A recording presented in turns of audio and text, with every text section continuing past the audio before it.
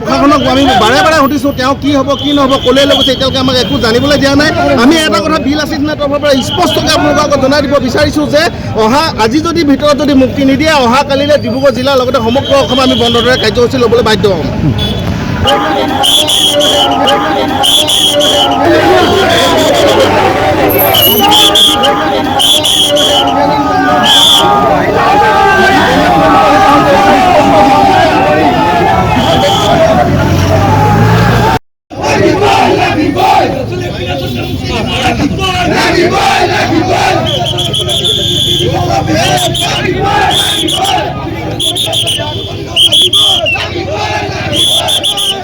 প্ৰশাসনক আমি বাৰে বাৰে সুধিছোঁ, তেওঁ কি হ'ব কি নহ'ব ক'লে লৈ গৈছে, এতিয়ালৈকে আমাক একো জানিবলৈ দিয়া নাই।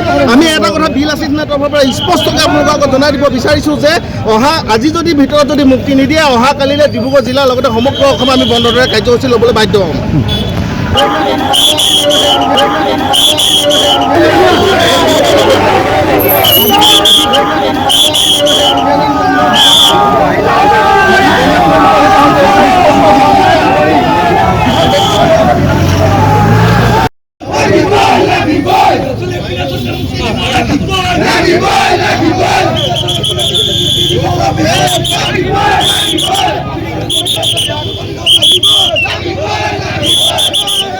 প্ৰশাসনক আমি বাৰে বাৰে সুধিছোঁ, তেওঁ কি হ'ব কি নহ'ব ক'লে লৈ গৈছে, এতিয়ালৈকে আমাক একো জানিবলৈ দিয়া নাই।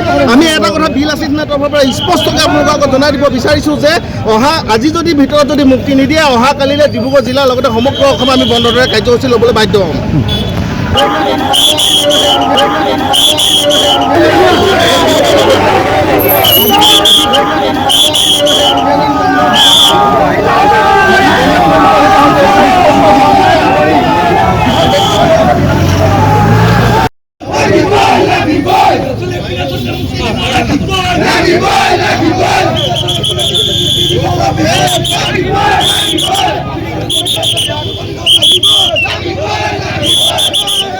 প্ৰশাসনক আমি বাৰে বাৰে সুধিছোঁ, তেওঁ কি হ'ব কি নহ'ব ক'লে লৈ গৈছে, এতিয়ালৈকে আমাক একো জানিবলৈ দিয়া নাই।